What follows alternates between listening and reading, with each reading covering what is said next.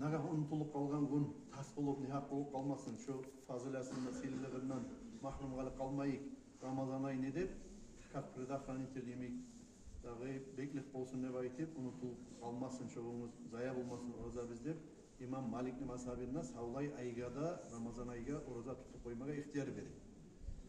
Ola şu savlay ayıga orada niyet ettim ben. Başından ne parakat olup har gün etip koymaysa da yaray degen zat değil. Har gün etmegi taraf.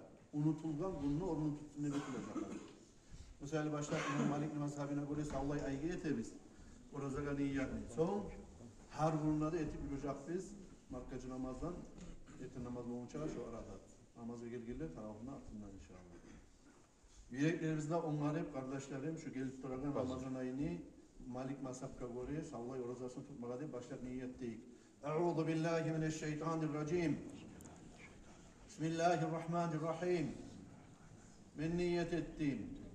Bu yılını savlay Ramazan ayını orozasını tutmağa İmam Malik'nin mazhabına tabi' bolup taklit etip farz Allah'a Allahu Akbar Ali Tanrı'ya has niyette biz burada.